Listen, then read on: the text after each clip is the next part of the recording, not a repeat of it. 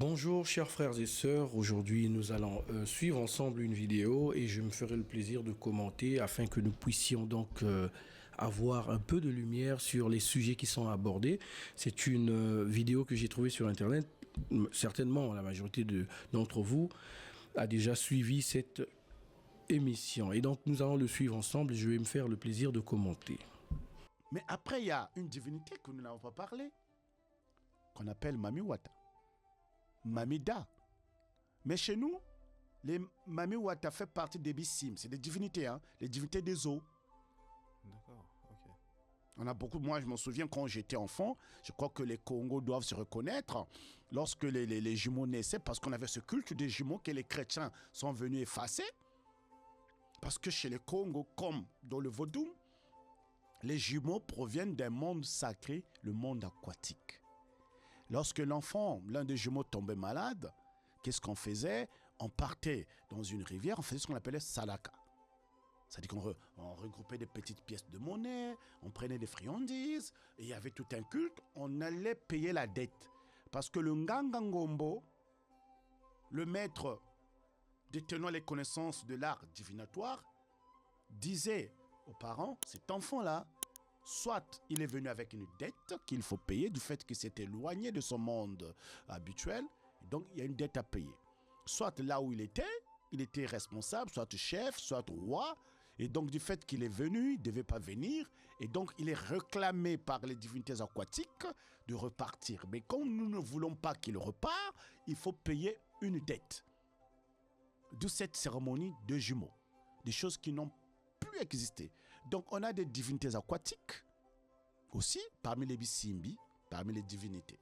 Alors, comme vous le savez, nous avons parlé de ces élémentaux de l'eau dans plusieurs de nos vidéos. Alors, je vais me faire le plaisir de faire un petit briefing sur ce que sont les élémentaux. Les élémentaux sont donc les âmes qui peuplent les éléments de la nature, donc les 4 éléments, la terre, l'air, l'eau et le feu. Nous en avons parlé dans nos anciennes vidéos, même très récemment sur un podcast que j'ai publié sur la chaîne. Pourquoi? Le titre c'est Pourquoi ne pas invoquer ces esprits.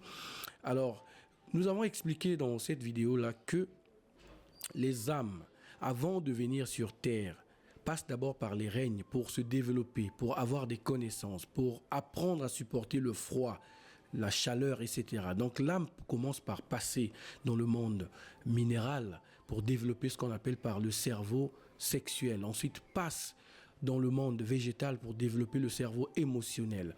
Une fois que l'âme a évolué, passe au monde animal pour que celle-ci puisse développer ce qu'on appelle par le cerveau instinctif.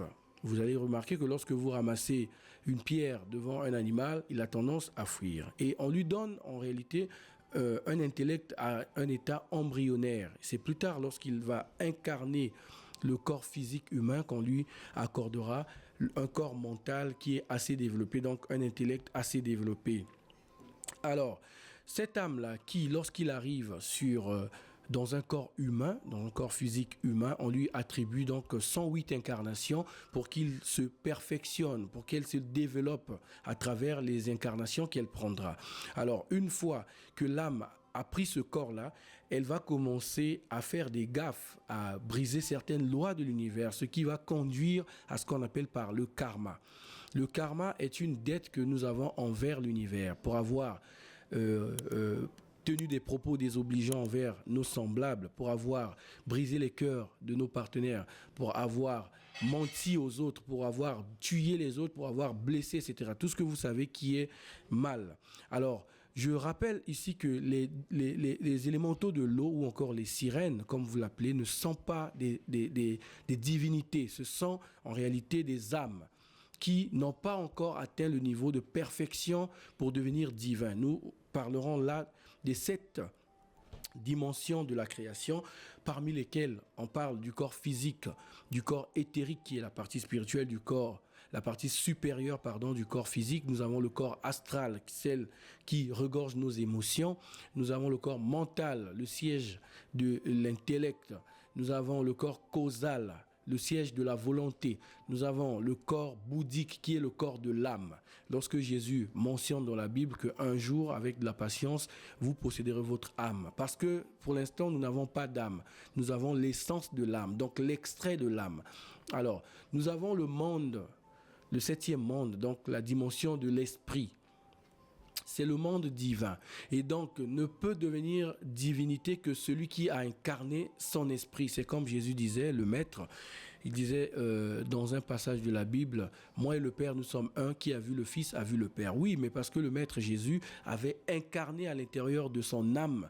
Il avait construit son âme, cristallisé son âme, et avec son esprit, ils ont fait un. Puisque l'esprit, c'est Dieu, alors à ce moment-là, nous pouvons parler de ce qu'on appelle par divinité. Mais les âmes élémentales qui vivent dans les dimensions éthériques de l'eau ne sont pas des divinités, ce sont des âmes qui, certains, sont en évolution, d'autres sont en dégénérescence ou en évolution et qui cherchent à faire des pactes avec des humains pour qu'ils puissent puiser leur énergie vitale. Alors, je rappelle encore que toutes les âmes élémentales qui viennent vers les humains, en réalité et en majorité, ce sont des âmes qui sont dégénérées, perverties et négatives. Suivant. Ok, d'accord. Donc, il y avait des divinités qu'on invoquait, mais surtout, on travaille dans le Nkisi Congo qui est le pouvoir. Quand vous maîtrisez le pouvoir de Nkisi Congo, vous pouvez utiliser ce pouvoir-là dans tout ce que vous allez toucher, D'accord. mais pas de façon diabolique. Alors, chers amis, comme vous le savez, le Kisi Congo, ça veut dire Kisi, ça veut dire fétiche. Alors, le but de la spiritualité n'étant pas de prendre des choses qui sont à l'extérieur de nous pour les faire rentrer à l'intérieur. Non, ça, c'est prendre les ténèbres pour les faire rentrer à l'intérieur. La spiritualité consiste à développer les pouvoirs psychiques que nous avons dans notre âme. Que cette lumière-là aille de l'intérieur vers l'extérieur afin que nous puissions impacter le monde, afin que nous puissions aider les autres à avancer sur le chemin de la spiritualité. Ces pouvoirs-là ne sont pas destinés à chercher des richesses matérielles, parce qu'une personne évoluée sur le plan de la conscience peut en réalité comprendre que la matière en réalité ne sert à rien. Sinon, Jésus avait tous les pouvoirs pour matérialiser une voiture à son époque. Mais pourquoi il ne l'a pas fait? Pourquoi il n'a pas cherché à devenir riche, chers frères et sœurs? Pourtant, il avait tous les pouvoirs. Jésus est 7 fois grand maître. Il avait tous les pouvoirs de commander à la nature. Pourquoi il n'a pas matérialisé un avion pour partir de la Palestine vers l'Égypte? Il faut que nous puissions réfléchir, chers frères et sœurs, parce qu'il y a beaucoup d'aberrations qui désorientent les âmes, qui désorientent les personnes qui cherchent la vraie lumière. Suivant. En fait, nous, à l'inverse des autres civilisations, par exemple, qui avaient un dieu défini pour chaque domaine. Et par exemple, si tu veux aller à la guerre, il faut forcément que tu ailles voir le dieu de la guerre. Si tu veux aller, je sais pas moi, si tu veux la fertilité dans ta plantation, il faut aller forcément voir un dieu en particulier. Nous, on avait certes certaines divinités qui appartenaient au monde aquatique, etc. Mais c'était surtout en pratiquant le Nkisi qu'on pouvait rentrer en communion avec toutes ces divinités-là. Avec toutes ces divinités. Ok, Alors, je vais expliquer ce dont ils ont évoqué sur les dieux de la guerre, etc., etc. Alors, nous devons savoir que la création a été mise en place par 3 forces. Donc, la force négative, la force positive, la force négative et la force neutre. Et lorsqu'il y a eu création, il fallait mettre en place une organisation pour suivre la création, c'est-à-dire les 7 forces. La Bible nous parle des 7 archanges tout autour du trône du Créateur. Alors, ces 7 forces-là régissent les 7 rayons de la création. Tous les domaines de la vie sont repartis dans les 7 rayons de la création. Et lorsque nous avons besoin de force, de volonté, nous le savons, nous devons invoquer le régent de la planète Mars. C'est lui qui est chargé de nous donner plus de volonté, plus de force, plus de niaque pour que nous puissions faire le travail spirituel. Je rappelle encore que nous ne sommes pas censés demander à Dieu les biens matériels. Nous demandons des choses pour l'évolution spirituelle. Parce que le bien matériel, le Créateur sait de quoi nous avons besoin. Jésus disait à chaque jour suffit sa peine. Donc il ne faut pas s'inquiéter parce que le Père qui est en secret, s'il nourrit les oiseaux de la nature, à plus forte raison, les humains. Suivant. Il nous reste 5 minutes environ. Et moi, j'aimerais juste conclure sur quelque chose qui, je pense, a intéressé les gens, notamment sur Mami Wata. Mm. On entend beaucoup de choses sur elle. Moi, depuis que je suis petit, je pense que c'est la seule vraie divinité qu'on connaît. Hein. Elle a Oui. une réputation Exact. qui la suit. Est-ce que vous pouvez nous en dire un peu plus sur elle, parce qu'elle suscite énormément de réactions pour tout le monde. Est-ce qu'il y a des choses sur elle qu'on ne sait pas? Enfin, tout le monde pense que c'est une sirène qui vit dans l'eau et qui séduit les gens au final pour... voilà, on dit quand une fille est très belle, elle arrive à draguer quelqu'un, elle a l'esprit de Mami Wata. Finalement, c'est qui Mami Wata? Qu'est-ce qu'elle fait? Alors, je vous en parlerai un peu de façon profane, sans pourtant aller dans les dimensions ésotériques, parce que ça, c'est caché. Dans le secret, bien sûr, ouais. Mais nous sommes des Mami Wata. Faux. Nous ne sommes pas des Mami Wata. Non, mais cher frère, c'est ce qui est l'aberration, ça. Nous ne sommes pas des Mami Wata. Nous, les humains, nous sommes faits de 4 forces. La force du feu, de l'air, de l'eau et de la terre. Nous sommes quadripolaires. Donc, nous ne pourrons pas être Mami Wata. Et je rappelle encore que lorsque une âme de l'élément eau veut s'incarner, c'est en accord avec la loi divine. C'est le Créateur qui donne l'autorisation pour que cette âme-là quitte l'élément eau pour venir prendre un corps physique. Ça, c'est le premier cas. Alors, lorsqu'il prend ce corps physique-là, c'est pour venir sur Terre parce qu'il a atteint un niveau d'évolution qui lui permettra de vivre dans ce corps afin qu'il puisse évoluer et continuer à évoluer. D'accord? Le deuxième cas, c'est que il y a des magiciens noirs qui peuvent donner des corps physiques à des élémentaux de l'eau.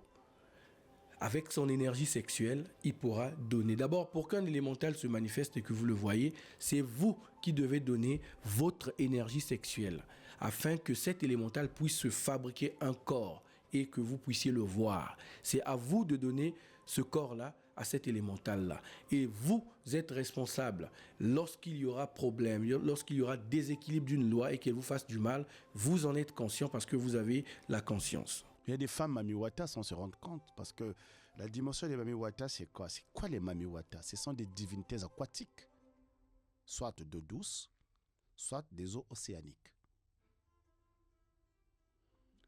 Les divinités, les Mami Wata qu'on trouve dans la mer, chez les Bénin, on dit Mami Da.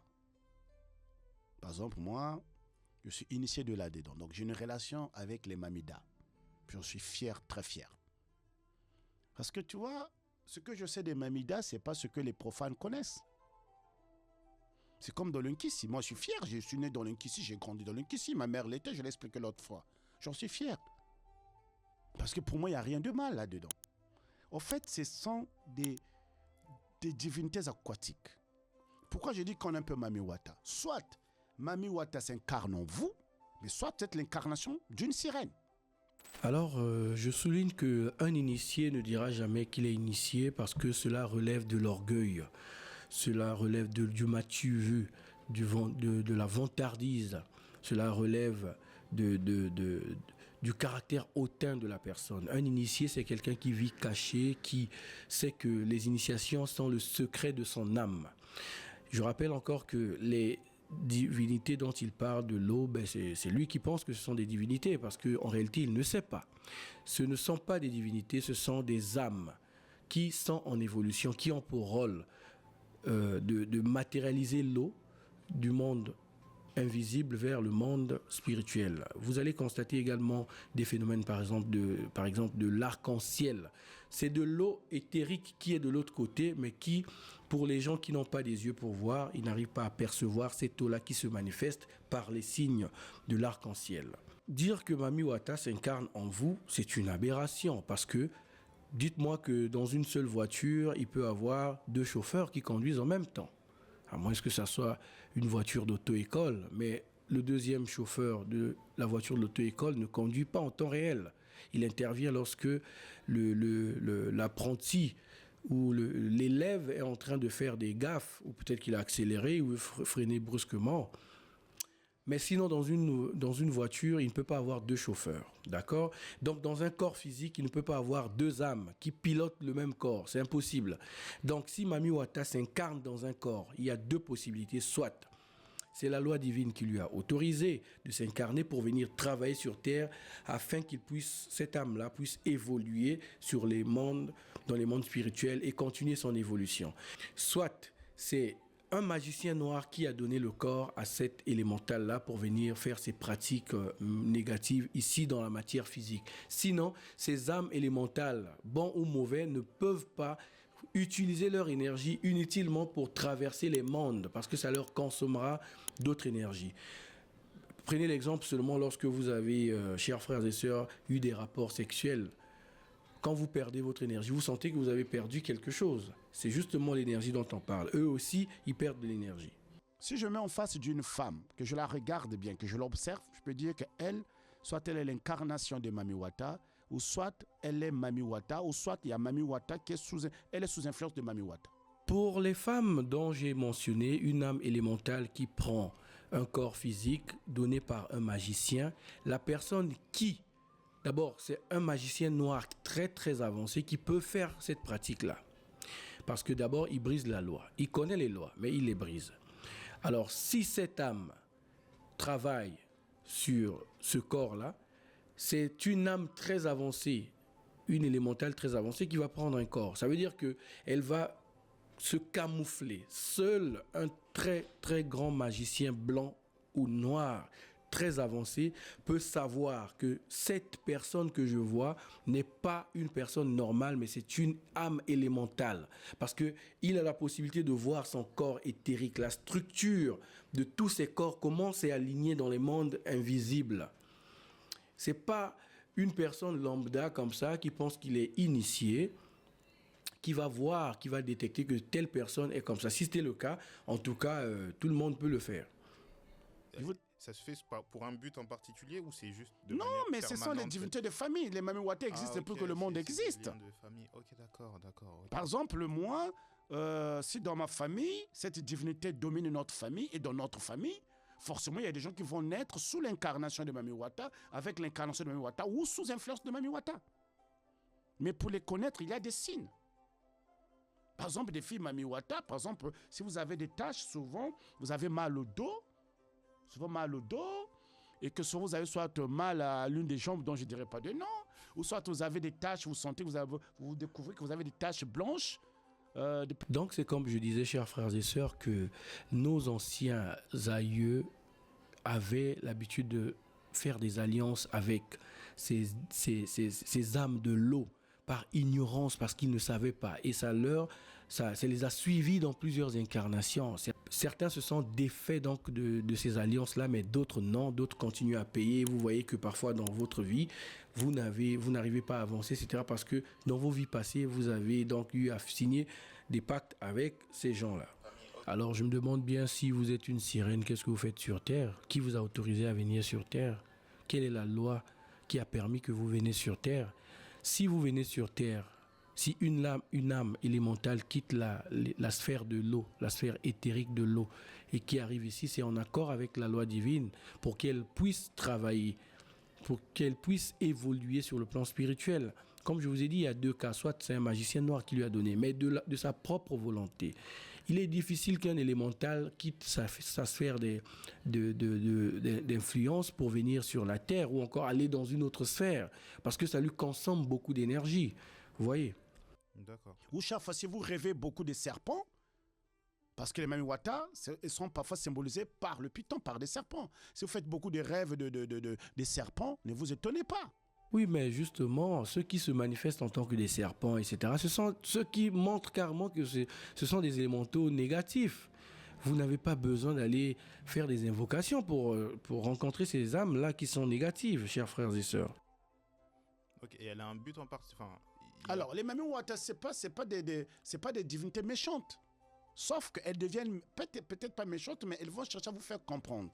Lorsque vous êtes sous l'incarnation de cette divinité, ou vous incarnez cette divinité, ou sous influence de cette divinité, les éléments du monde aquatique vont vouloir chercher à établir une relation avec vous. Et que si vous ne saisissez pas, vous n'arrivez pas à comprendre, ils vont vous le faire de façon pratique. Ça veut dire que soit ils vont vous bloquer votre vie pour vous ramener à la raison, pour vous pousser à établir la relation. C'est comme si vous avez quitté le Congo, vous vivez en France, vous avez coupé les ponts. Et les gens du Congo, tout le temps, vont chercher à rentrer en contact avec vous. Mais quand vous n'arrivez pas à comprendre qu'on a besoin de vous de l'autre côté là où vous êtes, qu'est-ce qu'ils vont faire? Ils vont vous attaquer. C'est-à-dire, par exemple, vous aurez des difficultés dans la vie. Si vous êtes une femme, vous aurez des difficultés à vous marier, jusqu'à vous poser des questions. Jusqu'au jour où vous allez chercher qu'est-ce qui ne va pas dans ma vie. En réalité, il y a deux pôles dans la nature. Il y a le pôle positif et le pôle négatif. Alors, les élémentaux de l'eau que nous appelons sirènes sont devenus négatifs. Justement parce que l'homme, lorsqu'il a eu la possibilité, les connaissances pour entrer en contact avec ces âmes élémentales, a commencé à foutre le désordre, à faire du n'importe quoi avec ces connaissances-là, a fait de ces âmes-là des femmes. Et ces âmes-là ont commencé à réclamer le sang, parce que comme vous le savez, le sang regorge la vie à l'intérieur. C'est l'énergie la plus puissante. Le maître Gurdjieff, si j'ai bonne mémoire, ou Rudolf Steiner, pardon, qui a traité un document sur le sang, disait que, je pense bien ça doit être, bon, je me souviens plus, mais trop bien, mais la phrase disait, écris avec du sang et tu sauras que le sang est un esprit. Donc on ne blague pas avec ces choses-là. Ok, et elle a un but en partie. Alors, les Mami Wata, c'est pas des divinités méchantes. Sauf qu'elles deviennent peut-être pas méchantes, mais elles vont chercher à vous faire comprendre. Lorsque vous êtes sous l'incarnation de cette divinité, ou vous incarnez cette divinité, ou sous influence de cette divinité, les gens, les éléments du monde aquatique vont vouloir chercher à établir une relation avec vous. Belle fausseté, parce que lorsque les âmes pervertis ou dégénérés, comme nous appelons couramment les démons, vous souhaitez faire un pacte avec eux, ils ont besoin de votre volonté. Tant que vous n'allez pas dire oui, vous acceptez le deal, ils ne peuvent pas faire. Mais parce qu'ils savent en réalité qu'il y a des lois, qu'à l'intérieur de nous, nous avons 4 attributs que l'âme a. Nous avons l'intellect, nous avons la volonté, nous avons les sentiments, nous avons la conscience qui est la plus grande faculté de l'âme. D'accord? Alors, le démon qui signe un pacte avec vous ou que vous refusiez ne peut pas insister. Si vous êtes fort sur le plan de la volonté et sur le plan de la conscience, d'ailleurs, la divinité s'exprime à travers la conscience pour vous dire que ce que vous êtes en train de faire est mauvais. Et vous le savez. Vous pensez que c'est vous qui pensez cela, mais c'est Dieu qui vous parle en réalité. Vous voyez? Donc, il y a deux pôles, positifs et négatifs. Suivons, chers frères et sœurs.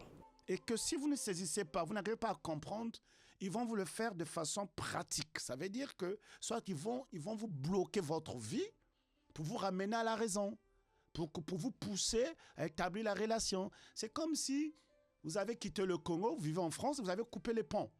Et les gens du Congo, tout le temps, vont chercher à rentrer en contact avec vous. Mais quand vous n'arrivez pas à comprendre qu'on a besoin de vous de l'autre côté là où vous êtes, qu'est-ce qu'ils vont faire? Ils vont vous attaquer. C'est-à-dire, par exemple, vous aurez des difficultés dans la vie. Si vous êtes une femme, vous aurez des difficultés à vous marier, jusqu'à vous poser des questions. Jusqu'au jour où vous allez chercher qu'est-ce qui ne va pas dans ma vie. Non, ben ça c'est bon. Écoutez, bon après chacun dit ce qu'il veut, hein, mais en tout cas, ce sont pas pour des personnes qui veulent suivre hein, sur Mami Wata. Nous avons fait des vidéos là, c'est juste un commentaire pour essayer de prendre les points les plus essentiels. Hein. Alors, encore ça. Alors, vous savez que lorsque nous arrivons sur Terre, nous venons par 2 parents, un père et une mère. Mais dans les mondes supérieurs, nous avons également un père et une mère. Donc notre âme appartiennent à un père et à une mère divine. D'accord? Sur le plan physique, nous avons un père biologique et une mère biologique. Mais sur le plan physique, l'âme appartient à Dieu, au Créateur. Le père et la mère divine sont nos parents divins. Donc c'est Dieu lui-même. Alors dites-moi, pourquoi est-ce que Dieu qui vous a envoyé sur terre va commencer à réclamer votre âme en ce sens que vous puissiez travailler forcément pour ces choses-là? Puisque Dieu vous a donné le libre arbitre, vous avez le choix d'aller dans les enfers ou de monter vers les mondes supérieurs. Vous voyez, nous, ce corps-là appartient à notre famille terrestre parce que oui, nous sommes sortis de là. Mais notre âme n'appartient pas à notre famille terrestre, ça appartient à nos parents divins. Nous sommes leurs fils, ils nous ont envoyés sur terre pour évoluer. Je rappelle que lorsqu'il parle des difficultés, il s'agit du karma qui est en train de nous frapper. C'est une médecine de l'âme qui nous permet de nous corriger, de tirer des leçons. Les difficultés de la vie, c'est ce qu'on appelle par les épreuves, des initiations, parce que la vie elle-même, c'est une initiation. Donc nous devons être initiés, par exemple. Imaginez que vous devenez un ange, chers frères et sœurs, et que vous n'avez pas vécu les déceptions en amour. Il y a un humain qui est en train de prier pour que vous l'aidiez, mais vous n'allez pas comprendre ce qu'il vous dit. Justement parce que vous n'avez pas vécu de votre vivant les déceptions amoureuses. Voilà pourquoi il faut les vivre. Et votre âme emmagasine tout cela afin que nous puissions évoluer. Suivant. Alors, pour les consultations, chers frères et sœurs, vous avez la possibilité de consulter votre Père et Mère divine à l'intérieur de vous. Vous n'avez pas besoin d'aller voir un voyant, je ne sais pas quoi. Tout est à l'intérieur de vous. C'est à vous de les chercher. Si vous frappez, on vous ouvrira. Si vous cherchez, vous trouverez. Et donc, il faut comprendre, c'est quoi un chrétien ? C'est quoi le Christ ? Le Christ est un principe universel cosmique. C'est la partie spirituelle du soleil que nous voyons tous les jours. Un chrétien, c'est celui qui a incarné cette force à l'intérieur de lui. C'est ceux-là qu'on appelle chrétiens. C'est pas parce que nos frères ont des églises qu'ils sont des chrétiens. Non, non, non, non. Le Christ vit à l'intérieur de chacun de nous. Je fais la différence entre le Christ et Jésus. Jésus a incarné la force du Christ, mais c'est pas lui le Christ. C'est lui qui représente cette force parce qu'il en a incarné 7 fois. Mais la force du Christ, c'est toujours Dieu lui-même. C'est le Père, le créateur de l'univers. Le maître Franz Bardon dans Magie évocatoire explique que lorsque nous faisons un pacte avec une entité de lumière comme un ange, un archange ou encore une entité des ténèbres, un démon ou un archidémon, lorsque nous quittons la sphère astrale, lorsque nous quittons la sphère terrestre, nous partons dans la sphère de vibration de cette entité. Donc il est interdit de faire des alliances ou des pactes parce que vous allez condamner votre âme pour une très longue période. Tant que vous n'aurez pas payé ce qu'on vous a donné lorsque vous étiez vivant, alors avec intérêt bien évidemment, vous allez rester dans les mondes de cette entité avec laquelle vous avez eu à faire une alliance. Et si, avec un peu de chance, dans la conscience, vous avez l'envie de quitter cette sphère-là pour revenir sur Terre et continuer votre évolution. Si vous avez la chance, vous pouvez revenir. Mais si vous oubliez que vous êtes un humain à la base, vous vous assimilerez donc à la sphère de vibration de cette entité, démon ou encore ange. Et c'est interdit, même de faire un pacte avec un ange. Il faut rappeler que, en réalité, la spiritualité, c'est pas pour chercher les biens matériels. Ça, nous le laissons au spiritisme. La spiritualité a pour but, chers frères et sœurs, de développer les pouvoirs à l'intérieur de nous afin que nous puissions reprendre notre place de roi de l'univers, de Malakim, et non d'aller chercher le matériel qui, une fois, vous serez mort. Vous allez laisser tout ce matériel-là ici. Vous n'irez même pas avec 1 euro, même pas 1 dollar, même pas 100 francs CFA. La vie éternelle ne s'obtient pas en faisant des pactes. La vie éternelle s'obtiendra seulement si un jour nous faisons un avec le Père et le Père un avec nous. C'est justement la signification de l'étoile de Salomon. Un triangle qui descend vers le bas et l'autre qui monte vers le haut. C'est-à-dire Dieu descend vers l'homme et l'homme monte vers Dieu. Les deux feront un. C'est à ce moment-là que vous aurez la vie éternelle. Et vous vivrez longtemps. Et si la loi du karma a institué que vous devez naître pour mourir à 40 ans, vous mourrez à 40 ans. Peu importe ce que vous aurez fait. Sauf si vous êtes en train de travailler en spiritualité et qu'on vous laisse le temps d'encore avancer. Parce que Dieu ne veut pas perdre votre âme. Le vieillissement, je rappelle, se trouve dans notre énergie sexuelle. Plus nous le perdons, plus nous faisant entrer à l'intérieur de nous des atomes négatifs qui permettront à notre corps de vieillir.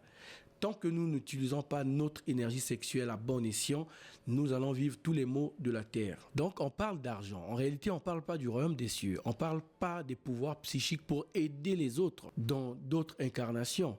Parce que les frères qui viennent après nous, les animaux actuels, c'est eux qui seront les prochains humains.